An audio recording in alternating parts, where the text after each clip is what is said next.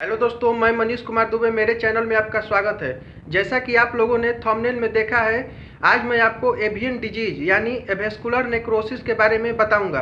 तो इस वीडियो को अंत तक देखें, तभी आपको पूरी बातें समझ में आएगी और लास्ट में आपको दिखाऊंगा कि ये किस प्रकार का होता है। वीडियो स्टार्ट करने के पहले बता दें कि इस चैनल पे हेल्थ रिलेटेड वीडियो आते रहते हैं, तो अगर आप इस चैनल को सब्सक्राइब नहीं किए हैं तो सब्सक्राइब करके जुड़ जाएं, ताकि जो भी हम वीडियो डालें वो आप सभी तक आसानी से पहुंच सके। तो चलिए वीडियो को शुरू करते हैं। तो सबसे पहले एवियन डिजीज के बारे में जानते हैं कि ये क्या चीज़ है।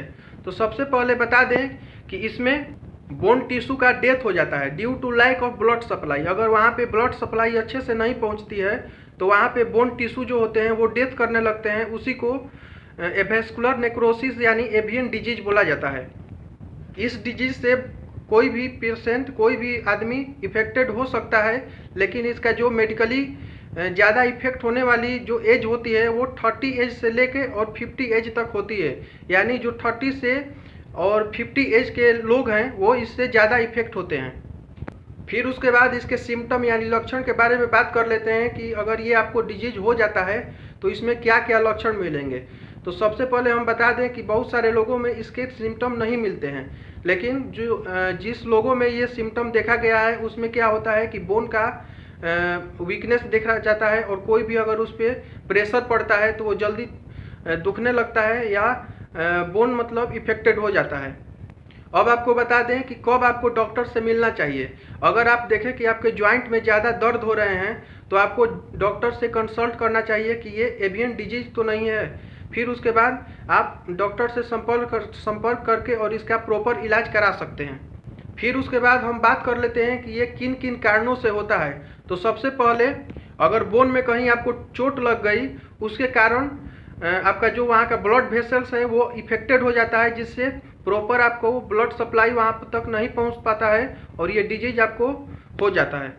फिर उसके बाद इसका अगला काउज है कि अगर ब्लड वेसल्स में ज़्यादा फैट इकट्ठा हो जाता है और वहाँ पे ब्लड सप्लाई अगर कम होने लगता है तो इससे भी आपको ये एवियन डिजीज हो सकता है।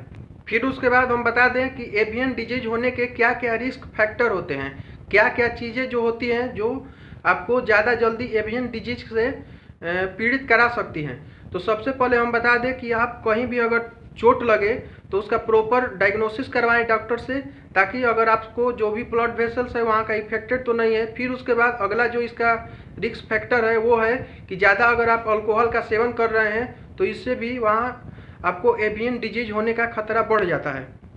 फिर उसके बाद बता दें कि एवियन डिजीज अगर हो गया तो इसमें क्या क्या प्रिवेंशन होता है, या क्या क्या अगर पहले से आप प्रिवेंट कर रहे हैं तो आपको इसका ज़्यादा चांस नहीं बन सकता है ये डिजीज होने का।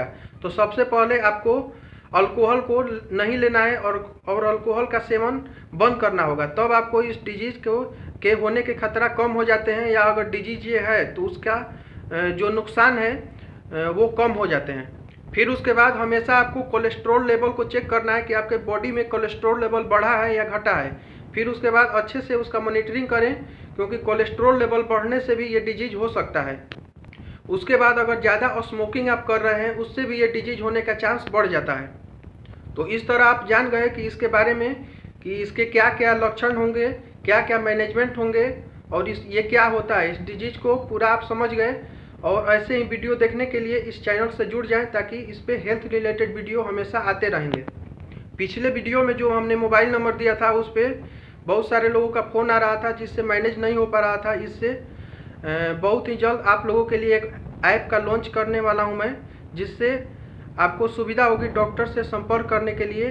तो जब भी हम ऐप का लॉन्चिंग करेंगे उस समय आपको वीडियो के द्वारा बता दिया जाएगा। उससे आप किसी भी मतलब डॉक्टर से घर बैठे इलाज का संपर्क कर सकते हैं, या कोई भी अगर डिजीज के बारे में जानना हो तो उससे संपर्क कर सकते हैं। जय हिंद।